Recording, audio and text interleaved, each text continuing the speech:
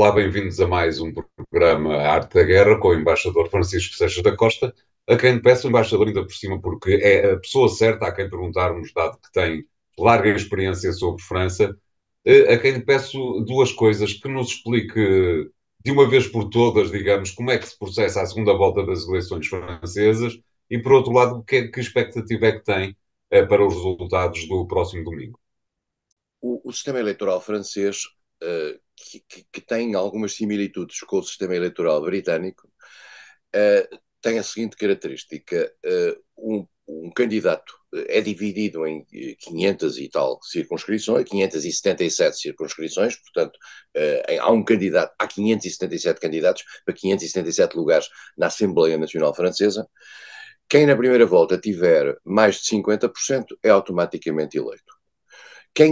Depois, olha-se para os candidatos que tiveram menos de 50% e estão eleitos para a segunda volta, para uma segunda volta, que é uma semana depois, os dois primeiros candidatos. Mas estão também eleitos, e isso é algo que nem sempre acontece, eu já explico porque é que nem sempre acontece, estão também eleitos candidatos que não sejam os dois primeiros, podem ser o terceiro ou o quarto, em alguns casos, em muito poucos casos, que tenham obtido, no cômputo geral da votação, 12,5% dos inscritos nessa circunscrição. Isto é, não é dos votantes, é dos inscritos. E, portanto, em função da abstenção e da presença nas urnas, vai-se saber qual é o mínimo que esses candidatos necessitam. Por exemplo, só para dar um exemplo, quem tiver numa circunscrição em que haja 50% de assistência às urnas ou de abstenção, que são iguais, não é? Um candidato, para ter os 12,5% dos inscritos, precisa ter 25%.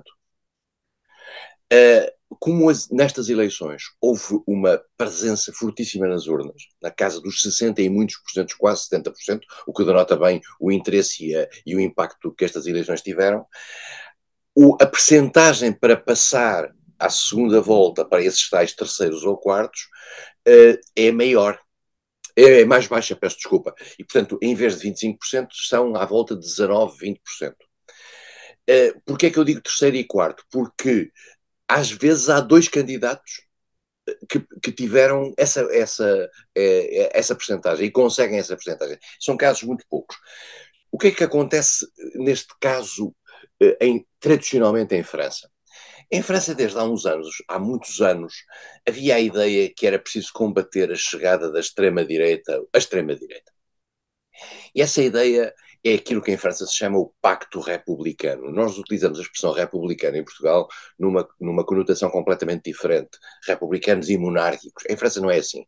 Republicano é quem, de acordo com uma certa leitura, segue os princípios da liberté, égalité, fraternité, os grandes princípios da vida cívica francesa. E considerava-se, muita gente, que a extrema-direita, que em França está ligada ao colaboracionismo com o ocupante nazi durante a Segunda Guerra Mundial, a extrema-direita não cumpria isso e, como tal, havia uma espécie de uma barragem, de uma travagem da extrema-direita. E toda a gente, quando apareciam dois candidatos, um candidato de extrema-direita e um candidato que não era de extrema-direita, todos os outros candidatos votavam no candidato que não era de extrema-direita, para travar a extrema-direita. E assim foi durante muitos anos.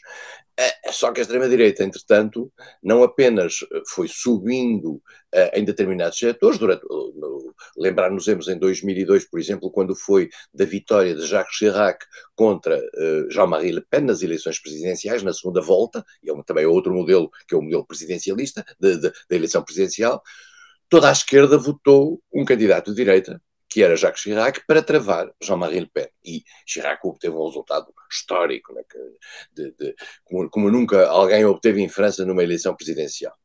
Agora, nestas eleições, voltou-se a pôr o problema de saber se toda a gente que não era de extrema-direita votava no candidato melhor colocado. E aqui já começou alguma dúvida. Esta dúvida, aliás, já vem de algumas eleições passadas. E tendo em conta, em particular, que nesta eleição há candidatos muito à esquerda a chamada Nova Frente Popular é composta por 4 elementos. La France Insoumise, de Jean-Luc Mélenchon, que é um grupo bastante à esquerda e que nestas eleições mostrou posições muito à esquerda, em particular ligadas à questão da Ucrânia, à questão de Gaza, etc.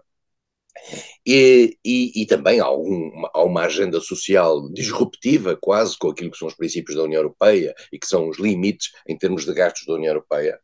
Mas La France Insoumise tem essa nova Frente Popular tem também outras componentes. Tem o Partido Socialista, tem os ecologistas, e um Partido Socialista que até, digamos, teve um belo resultado na primeira volta, com cerca de 14%. Tem os ecologistas e tem o Partido Comunista. E o Partido Comunista francês hoje em dia já não é o Partido Comunista antiga, no sentido também de uma agenda disruptiva. É um partido bastante social-democratizado. E de tal maneira social-democratizado que o seu líder foi derrotado na primeira volta, ficou em terceiro lugar e já nem vai ser eleito, Fabien Roussel. E o Partido Comunista Francês é um partido que tem uma história muito grande em França, desde a Segunda Guerra Mundial, é um partido que teve 20%, chegou a ter 20% nas eleições francesas, e de repente veio por aí para baixo até praticamente desaparecer, que é o seu estado hoje. E o que é que se passa neste momento?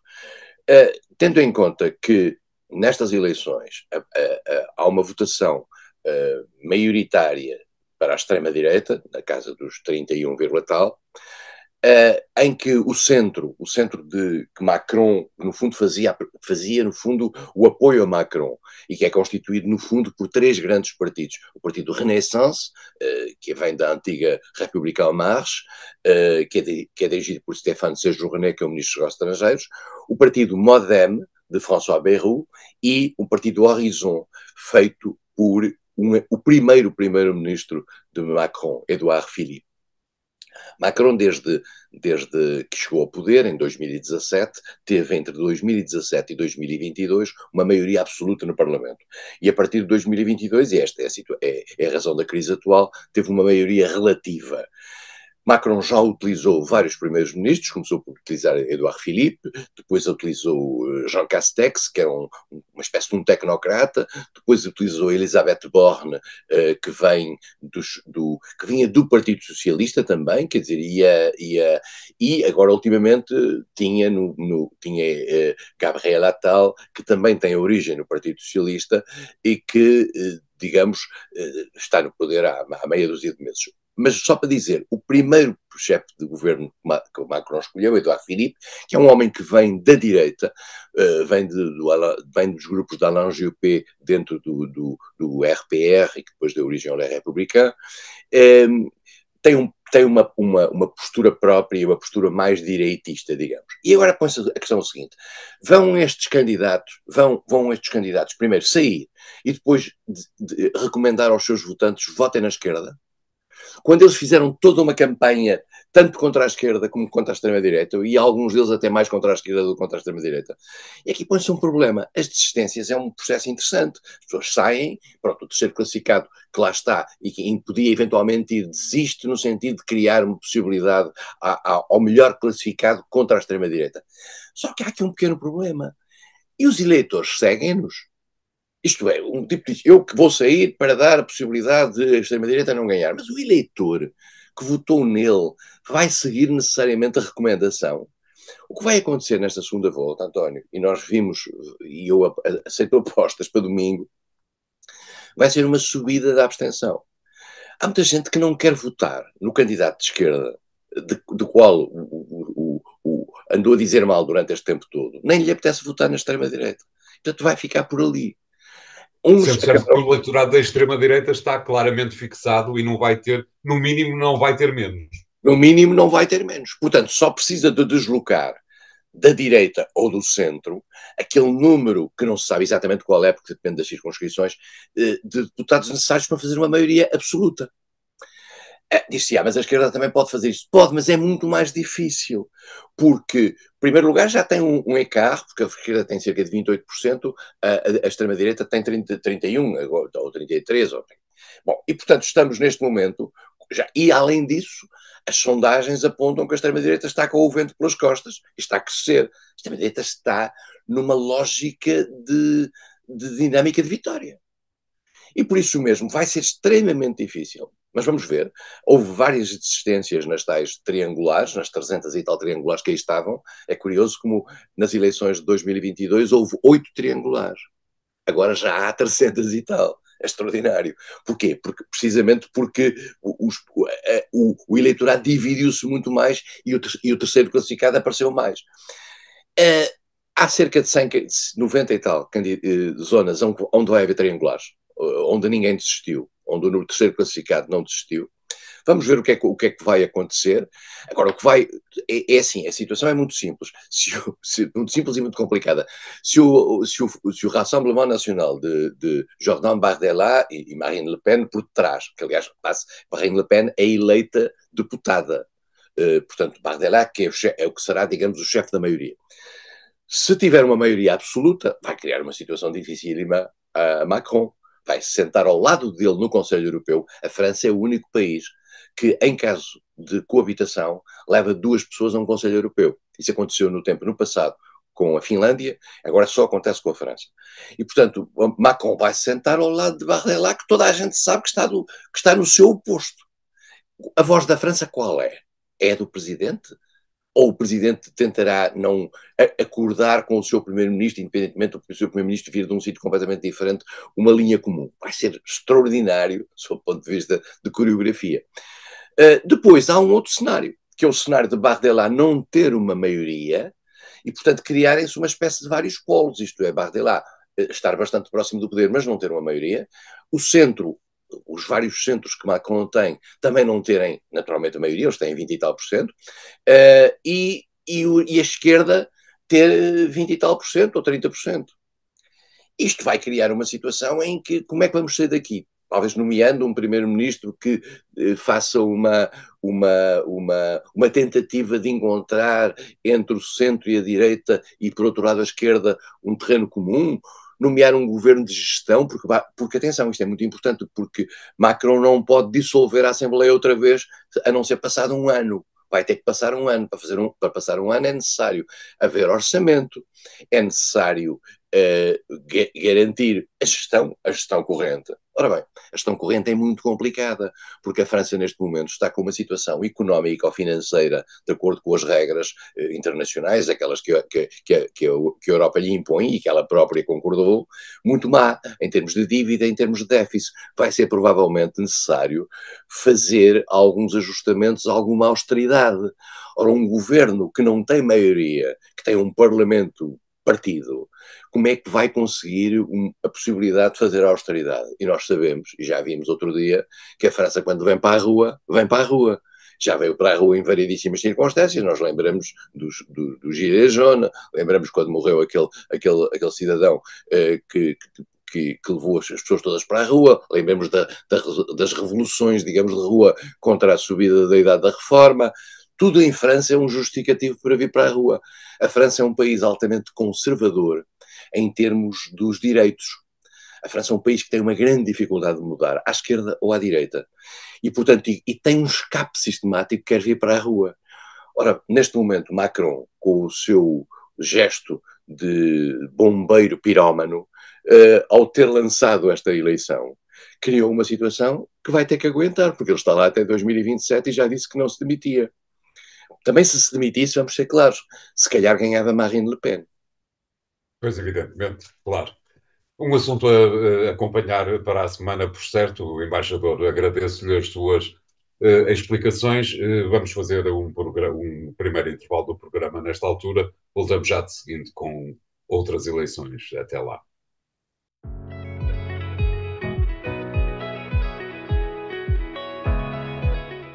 Bem-vindos à segunda parte da Arte da Guerra, desta vez para lhe pedirmos, embaixador, que nos fale um pouco sobre as eleições do outro lado do Canal da Mancha. Não são presidenciais, não é costume haver por lá eleições presidenciais, mas é também uma altura em que há alguma crispação, mas uma crispação que se vai acomodando à evidência de que os trabalhistas vão ser largamente maioritários nas próximas eleições que se avizinham, não é assim? É assim, António, tudo assim o indica, e nos últimos tempos não tem havido, digamos, grandes falhas em particular no caso do Reino Unido, tem havido mais ou menos uma certeza naquilo que as sondagens apontam. Nós temos que olhar um bocadinho para o Reino Unido na história. O Reino Unido teve um período famoso nos anos 80 e 90 com a senhora Thatcher, que durante muitos anos segurou os conservadores no poder.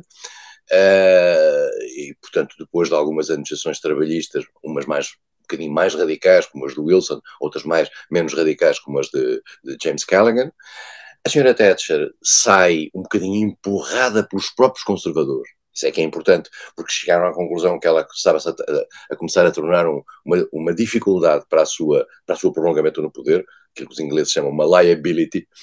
A senhora Thatcher sai e é empurrada para criar um seu sucessor, que é John Major, que na altura era o seu ministro das Finanças.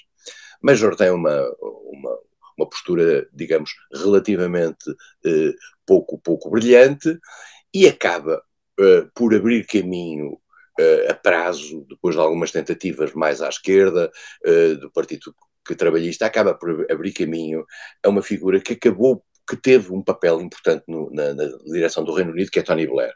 Tony Blair, além do mais, representa aquilo que muita da esquerda europeia, e não só, não gosta, que é uma espécie de neoliberalismo de fachada socialista. Bom, Tony Blair tem uma postura interessante porque ao mesmo tempo, coloca pela primeira vez o Reino Unido no centro da Europa, do debate europeu. Prolonga-se durante muito tempo, tem aquele período dramático da questão do Iraque, nós também temos alguém que ajudou essa festa por cá, e de repente, ao final de uns anos, é afastado não, substitui-se a si próprio também por Gordon Brown, que era o seu número 2, também o seu Ministro das Finanças. É interessante ver isso. Gordon Brown, apesar de tudo, tinha um estatuto diferente daquilo que tinha John Major com Thatcher. A partir daqui, os trabalhistas arranjam um líder, Jeremy Corbyn, muito à esquerda, e como sempre aconteceu na história britânica, já tinha acontecido isso com Michael Foot, o líder mais à esquerda acabou por tornar inelegível o Partido Trabalhista. E isso criou, digamos, um prolongamento dos conservadores, uma abertura aos conservadores. E então os conservadores conseguiram ganhar com David Cameron, que fez uma aliança com os liberais-democratas e esteve no poder. Cameron fez uma asneira monstruosa, que foi abrir caminho ao Brexit. Não apoiava, aliás. Como? Que não apoiava. Que não apoiava, no sentido de criar uma dinâmica, no sentido de criar uma espécie, um referendo em favor do Reino Unido na Europa, que acabou por perder. E ao perdê-lo, perdeu para o seu próprio partido também. E então surgiram dentro do Partido Conservador figuras substitutas. A principal e a mais coreográfica foi Boris Johnson, que é uma figura estranhíssima, que criou uma relação com o Parlamento também muito estranha, eu diria mesmo à revelia daquilo que era a tradicional postura britânica na relação com o Parlamento, postura conservadora britânica.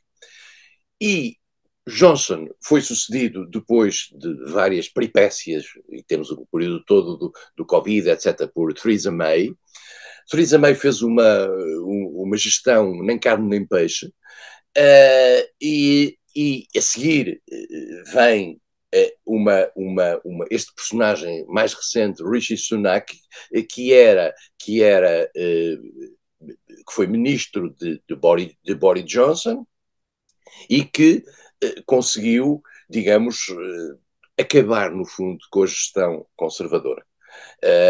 E, entretanto, como sempre acontece, os trabalhistas foram gerando uma alternativa. E essa alternativa é um homem moderado, com uma agenda que ainda não se conhece bem, nomeadamente no aspecto fiscal, etc., que é Keir Starmer, que é um social-democrata, que tudo indica que venha a ser o próximo primeiro-ministro. A debacle dentro do Partido Conservador é tão grande que se prevê que possa perder, digamos, para aí 2/3 daquilo que é a sua presença no Parlamento. O que é que isso significará em termos de alternativa? Será que isso vai ser tudo ganho pelos conservadores? Não necessariamente. Pode ser ganho também, em parte, pelos liberais-democratas, que é um terceiro partido que vive permanentemente esmagado no Reino Unido pela circunstância do sistema ser o first past the post, quer dizer, ganha um ou outro e é muito difícil um terceiro partido surgir e ter a capacidade de ser eleito.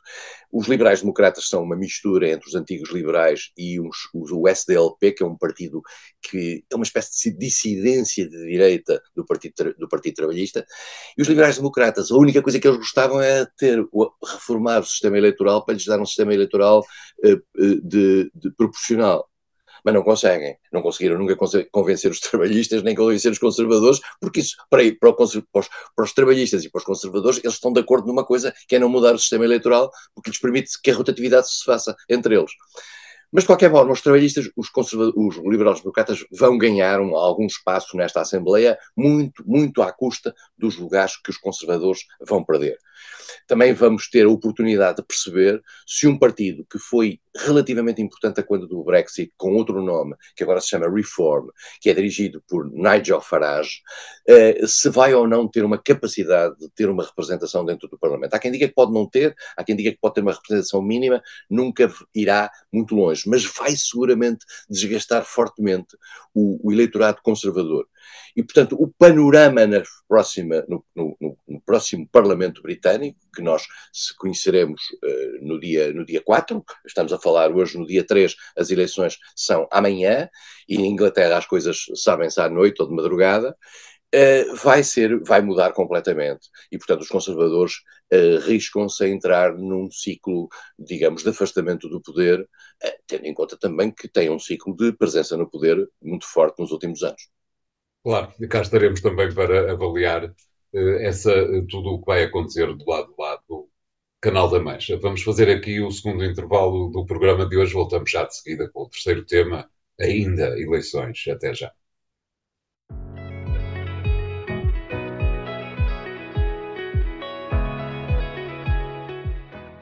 Bem-vindos à terceira parte da Arte da Guerra, ainda para nos mantermos em cenário eleitoral, neste caso presidencial, para pedirmos, embaixador, que nos comente aquilo que lhe pareceu ter sido mais uma semana de prestações eleitoralistas ou à roda do eleitoralismo norte-americano, no que tem a ver exatamente com o debate onde Joe Biden teve uma prestação arrepiante, mas também queria que comentasse o facto de Donald Trump ter conseguido mais uma vitória nos tribunais. Já não é a primeira que lhe continua a manter abertas as portas da Casa Branca, não é assim? É verdade. Os democratas americanos decidiram, tiveram a ideia, é deles, fazer um debate presidencial ainda antes das eleições presidenciais. As eleições presidenciais têm lugar em novembro. Antes disso ainda vai haver as convenções dos dois partidos, e mais do que isso, não se sabe nas convenções dos partidos, teoricamente, se os dois candidatos serão estes. Dito isto, como tudo indica que o sejam, a CNN aceitou fazer um debate entre Joe Biden e Donald Trump. Um debate, digamos, há alguns meses das eleições presidenciais. E o debate o que é que mostrou? Mostrou aquilo que era já uma evidência para toda a gente. Joe Biden, sendo um personagem intelectualmente capaz e com uma formulação em termos de propostas muito razoáveis, tem aparentemente, em função da sua idade, estas coisas já aqui falámos várias vezes disso, tem lapsos de memória, tem lapsos na formulação das propostas, por vezes torna-se ininteligível em algumas coisas que diz. E o que aconteceu neste debate foi um espetáculo, digamos, estamos a falar de um debate de hora e meia, foi um espetáculo deprimente por parte de Joe Biden, estava num mau momento. Ao que se diz também na imprensa americana mais séria, Biden tem dias, isto é, há dias em que ele está bem, e a prova provada foi que depois do debate houve uma prestação dele num comício em que ele esteve mais ou menos bem. Eu digo mais ou menos bem, tendo a atenção que ele, para uma pessoa da idade que tem, 80 e poucos anos, digamos, está seriamente envelhecido. Mas não há sinais, digamos, absolutos de demência, mas há sinais preocupantes, do seu ponto de vista até físico, na sua forma de estar, o perder-se no palco, às vezes dizer uns nomes incoerentemente e tal, mas os nomes incoerentes, o engano nos nomes é uma coisa que acontece a todos nós com a idade, e a mim acontece-me aqui, já várias vezes me tem acontecido aqui neste mesmo programa. A todos nós acontece trocar um nome, dizer um nome ao contrário. Outra coisa é o raciocínio global. E Biden estava, não estava fora do raciocínio global, mas estava sem um mínimo de chama e sem um mínimo de capacidade para discutir com uma figura que está ali ao lado e que está igual ao que era. Donald Trump, nós às vezes não seguimos muito isso, está igual ao que era. Está bullying, está agressivo, com aquele ar de desprezo pelo seu adversário, a mentir permanentemente, e isto está hoje provado por todos os fact-checkings feitos depois, disse coisas que não têm nada a ver com a realidade, mas passaram. São ditas, passaram. Como não há um fact-checking imediato, no sentido de dizer o senhor mentiu, não sei. E mesmo que disse mentisse, ele dizia, não é verdade, vocês é que estão enganados. Trump é assim. É uma América diferente, é uma América... E mais do que isso, como todos nós sabemos, as pessoas que acreditam em Trump, quer ele minta, quer ele não minta. É completamente indiferente. Acreditam em Trump, ponto. E Trump tem, apesar de tudo, hoje mantém um nível de sondagens muito elevado. Biden também não tem uma má prestação, digamos, ao nível dos apoios, mas esta sua passagem por este debate foi altamente debilitadora e mais do que isso, e de certa maneira deprimente para muitas pessoas que têm uma simpatia pela posição dele e particularmente têm uma antipatia pela posição de Trump e que viram ali aquela figura, digamos, em declínio. Um declínio que tem a ver com as eleições, porque vamos perceber, umas eleições presidenciais americanas obrigam a andar pelo país por os 50 estados, de um lado e para o outro.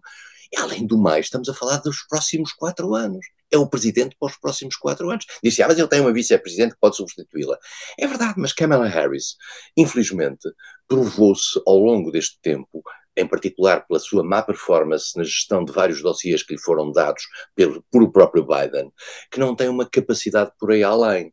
Eu sei que se calhar estou a convocar aqui os demónios do antifeminismo e do facto de ser uma pessoa de cor, etc. Tudo o que quiserem. A verdade é que a opinião generalizada nos Estados Unidos, em todos os meios, é que ela não fez uma performance substitutiva de Biden para a hipótese de uma crise. Não quer dizer que seja uma pessoa que não tenha um princípio, sentido de Estado, etc. Mas se calhar não é alguém para uma crise. Será que Biden vai conseguir? Entretanto, depois o debate dentro dos democratas no sentido de Biden é substituído ou não daqui até ao Congresso Democrático. Biden não quer sair, a família de Biden não o deixa sair e só se ele desistisse é que era substituído. Já quase não há tempo para substituir Biden. Neste entretanto, o António falou, apareceu uma decisão do Supremo Tribunal. E é preciso perceber que o Supremo Tribunal, durante todo o tempo de Trump, foi substituindo vários membros por membros muito conservadores e a ideologia no Supremo Tribunal é importantíssima nos Estados Unidos, como é no Brasil, que é um país com um modelo parecido. E o que é que aconteceu? Aconteceu que Trump recebeu uma espécie de um voto de imunidade por muitas das acusações de que era alvo relativamente aos acontecimentos naquele dia do ataque ao Capitólio, julgo que é 6 de janeiro de 2021, e nesse dia de ataque ao Capitólio, digamos, há uma acusação de que Trump teria instigado as pessoas a irem, e nós que vimos na televisão os vários episódios desse dia, na maioria de nós está convicto que Trump incitou essas pessoas a irem. E agora foi-lhe dada alguma imunidade. Volto a dizer uma coisa, que é, há vários processos contra Trump, algum em que ele foi condenado já, mas nada disto inibe Trump de ser Presidente da República e de candidato à presidência da República. Mais do que isso, a lá limite poderia estar na cadeia e estar a esfiar o Estado americano. Disse, mas isso não tem sentido nenhum. É a lógica americana, é uma lógica diferente, é uma lógica dos pais fundadores, é uma lógica da legitimidade última daquele que é eleito pelo povo, independentemente de tudo aquilo que ele fizer. O povo é que escolhe por cima daquilo que são as responsabilidades de natureza judicial da pessoa. Não há um capitis diminutio judicial no caso de um presidente ser um criminoso, digamos. Ninguém é bom ou mau, é apenas um candidato. Mas Exatamente. Joe Biden queixou-se um pouco exatamente disso, de que as decisões do tribunal podem estar a estragar a capacidade, vamos dizer a coisa desta forma, a capacidade dos norte-americanos escolherem um bom. Pode, é evidente. O tribunal tem um papel importante, é um órgão com um Para poder. começar, tem uma enorme intromissão em questões eleitorais, como é claramente visto, não é? Tem e questões de fundo, por exemplo, a questão do aborto. O Tribunal americano, nos últimos tempos, digamos, no fundo, impulsionado pelos juízes mais conservadores que Trump lá tinha colocado, passou a questão da decisão do aborto, que estava decidida a nível federal, da autorização do aborto a nível federal, para o nível dos Estados. O que deu origem a que os Estados mais conservadores andassem para trás em relação a algo que já estava há 50 ou 60 anos, já mais ou menos normalizado no quadro americano. E, portanto, o Tribunal tem uma importância grande. E não quer dizer que os juízes sejam desonestos, não é essa a questão. Está na interpretação ideológica das leis é que tem um papel muito grande e os Estados Unidos é isso mesmo, quer dizer, e Biden, que não tem a hipótese de nomear mais nenhum juiz, ou julgo que tinha a hipótese de nomear um juiz, mas isso não desequilibra o tribunal a seu favor, quer dizer, e também para olhos europeus é sempre um pouco estranho vermos um tribunal desequilibrado ideologicamente para um lado ou para o outro em função dos tipos que morrem e que são substituídos, e se isso acontece durante um presidente conservador ou durante um presidente mais progressista. É dramático. Dito isto, António, sendo dramático ou não, eu gostava de fazer aqui uma declaração eu diria, de admiração. O sistema americano, apesar de tudo, com todos os Trumps, com todos os tribunais, com tudo isto. É um sistema admirável que consegue, desde há muitos anos, há 200 e tal anos, garantir que 50 e tal Estados que se juntaram, não se partiram, contrariamente ao Brasil. Os Estados no Brasil, muitos deles nascem de outros Estados já existentes. Nos Estados Unidos, não. Os Estados juntaram-se para fazer uma espécie de uma aliança que são os Estados Unidos da América. Apesar de tudo, das grandes diferenças entre eles, o sistema americano, mesmo elegendo pessoas como Trump, apesar de tudo, tem alguns checks and balances que têm garantido aos Estados Unidos, no plano internacional, nacional e no plano internacional, um papel de principal país do mundo. Claro. Cá estaremos também, apesar de faltarem ainda uns meses, como o embaixador sublinhou, cá estaremos para analisar aquilo que se vai passando do lado do Atlântico. O programa fica por aqui hoje, continua a acompanhá-lo nos sites do Jornal Económico e para a semana cá estaremos para rever algumas das matérias dadas no programa de hoje. Obrigado e até lá.